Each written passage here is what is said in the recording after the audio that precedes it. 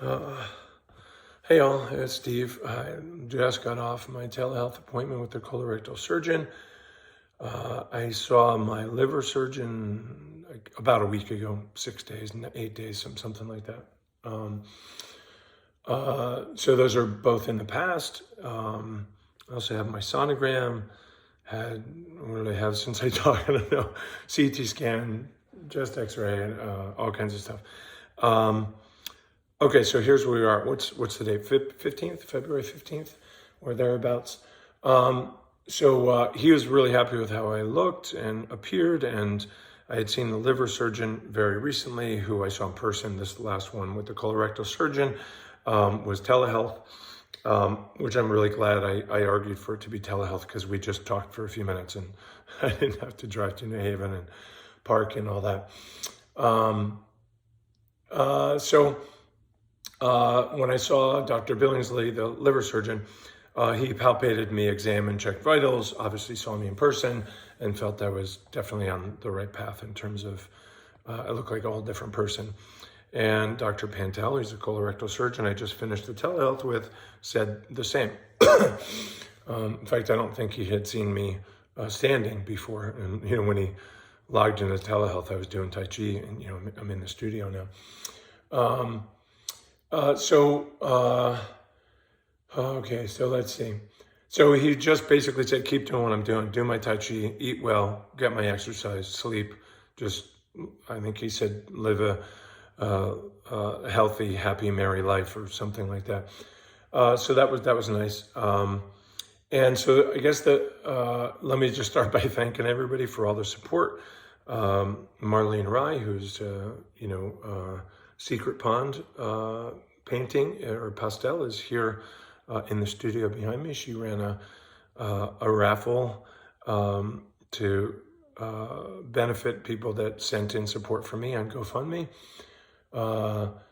Centerline Martial Arts and Fitness, or Centerline Fitness and Martial Arts in Ithaca, the fantastic crew there did a fundraiser for me last month.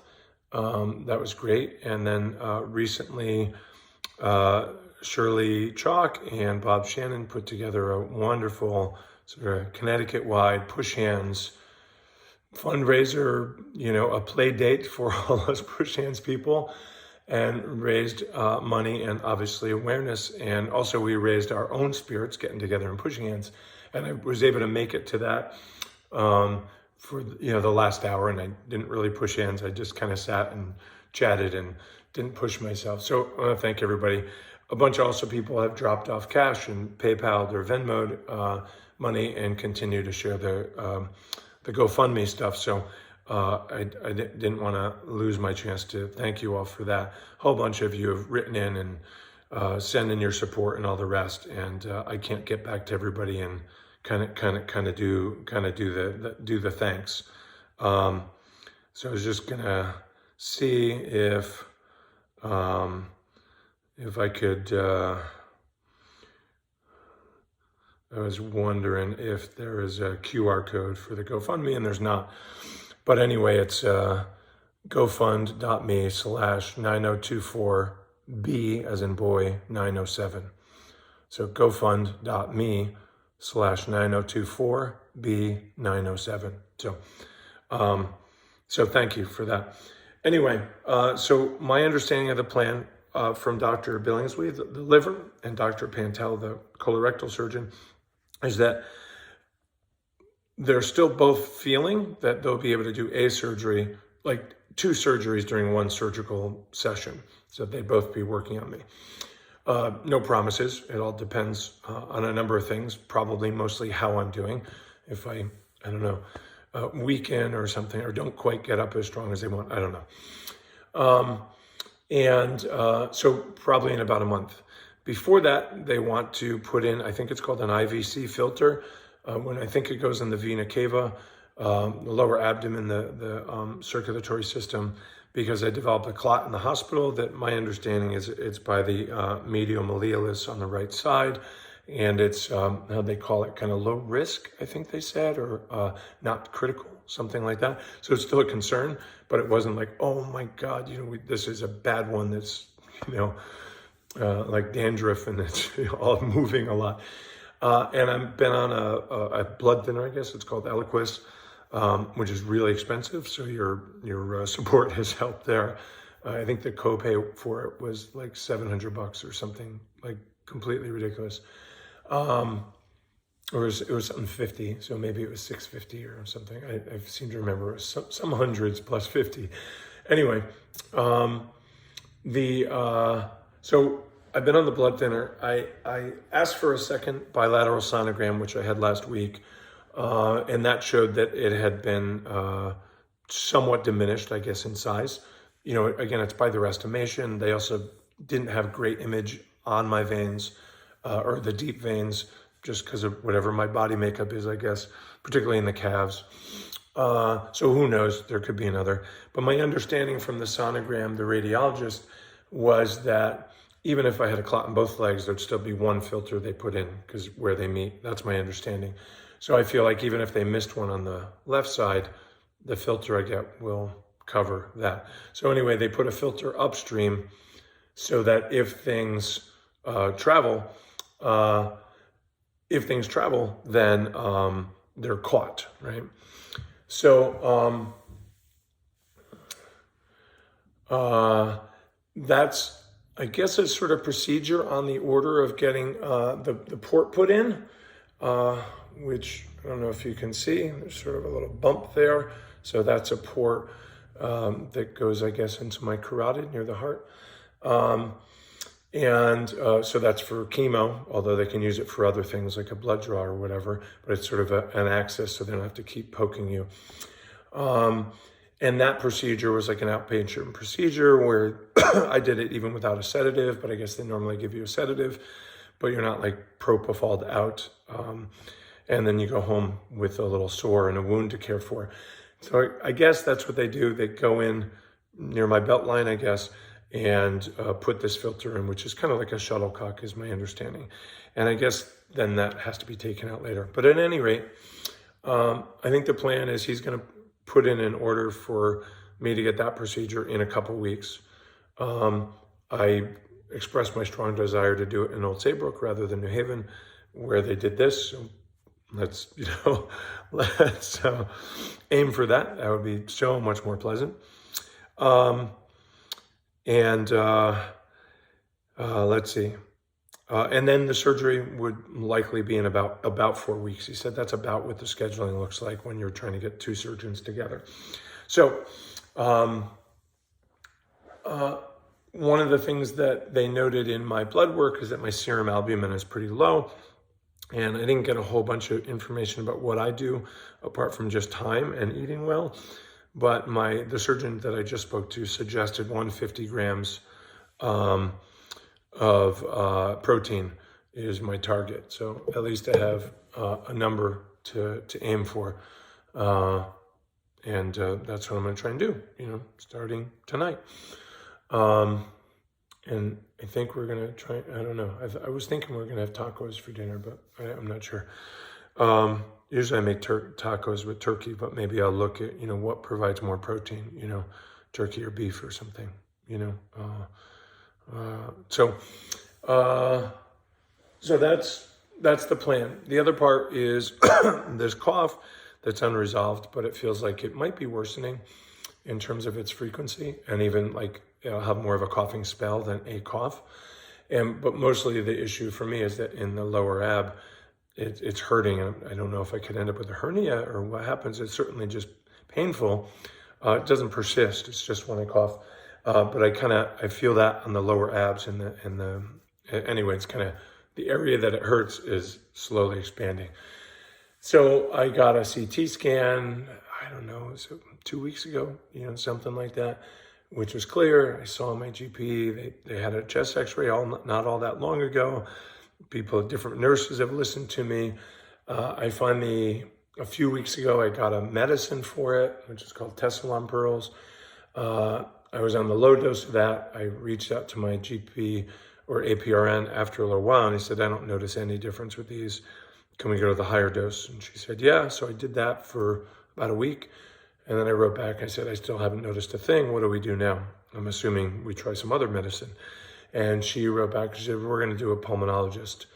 And I said, all right, I'd love to find one on the shoreline, not in New Haven. And she just wrote me back right before I got on with the surgeon. And she said, here's the name of the person who she thinks has an office in Guilford, which is a couple towns away. That would be delightful. That's where I go for the CAT scans and stuff. So maybe that'll work out. And, you know, for me, at this point, I'd like to ameliorate the symptoms. It had been my aim just to figure out what the root of the cough is and address it. But now I'm suffering, you know, from the cough.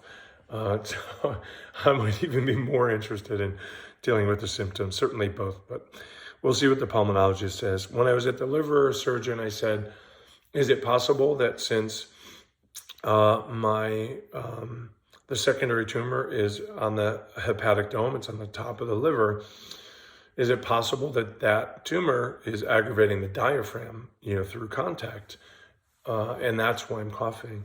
And he said, good question. He thought about it, and I think he looked at the imagery again. He said, in your case, I don't think that, you know, based on his understanding of the, I guess, geometry, you know, the landscape, he said, I don't think that's likely. But I think even if he had said yes, there's nothing I can do about it except for maybe sleep easier, knowing this won't get fixed until there's surgery. But it kind of left me with the idea that, oh, we still don't know what the cough is, and I'd really like to know, particularly now if it interferes or delays the surgery. I would not like that to have that be the case.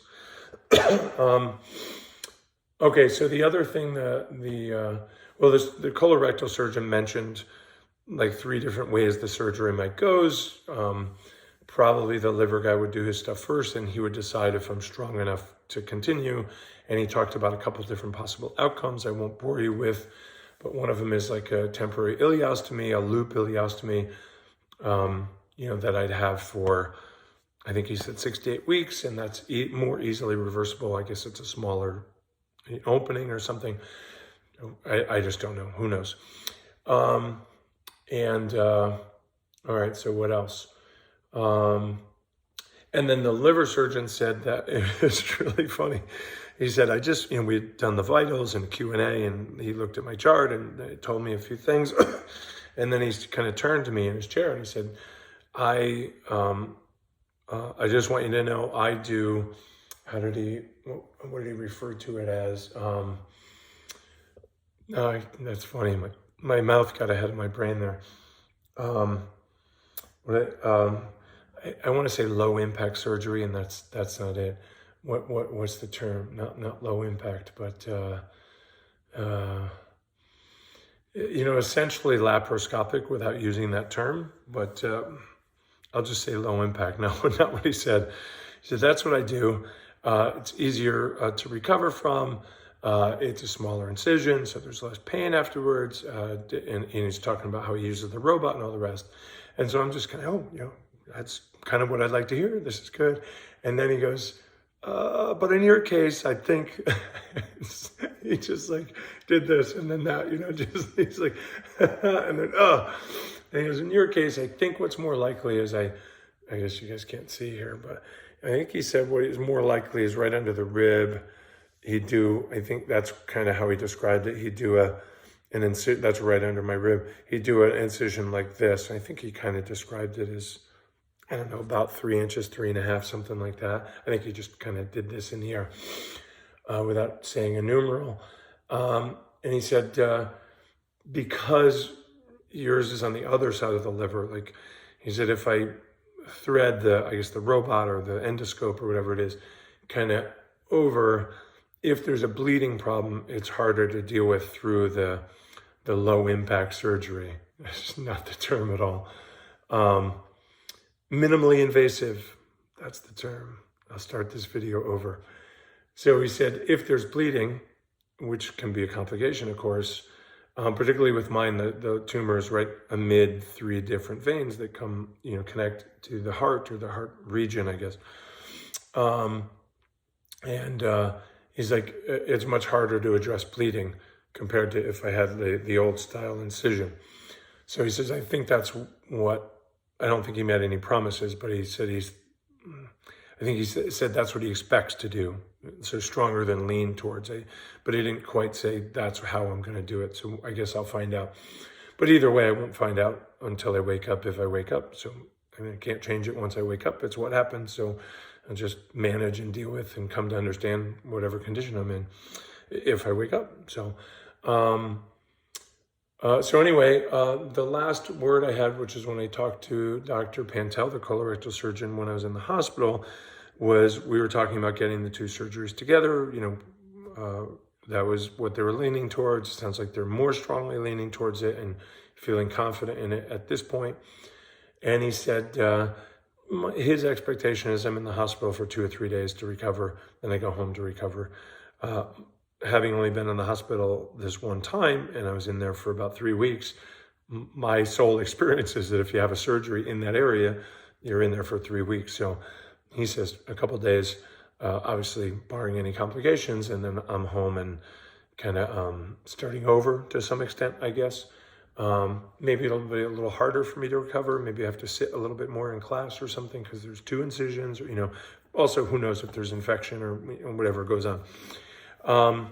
But I think that's the whole update. I think that's kind of everything. We're doing our regular classes. It's best way to support me is, cash in person, PayPal or Venmo, something like that. I don't think there's much in the way of charges on those services.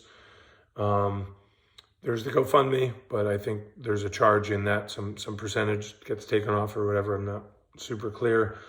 And just a great way to support me is, share my videos, comment, subscribe, share my GoFundMe link anywhere you can. If you know somebody that has a podcast or a radio show or a journalist that can share my story, that would be great. If you want me to do a workshop or sign up for a lesson or get studying or come to class, one of the greatest healing things I've had, I'll probably cry now thinking about it, is, just teaching again, having a more or less normal hour of teaching. And, that's just been astoundingly great for me. We do have a Monday night Zoom class. Sometimes people Zoom in on our Wednesday class if they reach out to me so I can plan to Zoom it if I know somebody's on. But our Monday night Zoom class, 6:30 Eastern for an hour, continues. And I have a very few slots for private lessons. And I have a group of people that have been getting together doing a tag sale here and giving stuff away and also slowly cleaning out the house so I can get thinking about moving. I probably need a line on some kind of place to move to. I'm hoping just something with a big living room that I can devote to, the teaching space, and I can have a bedroom in the back and a bathroom everybody shares, I guess, and hopefully parking for 2 or 3, 4 cars, and hopefully just a bit of lawn space so that when it's nicer, we can be outside, whatever the outside looks like. So I'm picturing like a single family home or a duplex, something like that I can rent. So if you have a line on that, within a few towns of here, I don't want to go too far away, even if it's cheaper and make it harder for my students to continue. But anyway, I have people organizing themselves, thanks to Garrett and Harry, to get a bunch of stuff thrown out, get a bunch of stuff given away, get a bunch of stuff sold, given a bunch of stuff donated, but mostly just cleared out. So if you can help with that, reach out, particularly to Garrett or Harry or maybe Darcy. And, we need definitely a number more days when, 10 people come by for a few hours and just literally move stuff and take a bunch of books to the book barn and man the tag sale table and just literally, get a bunch of house plants to give away and I just want to get rid of almost everything.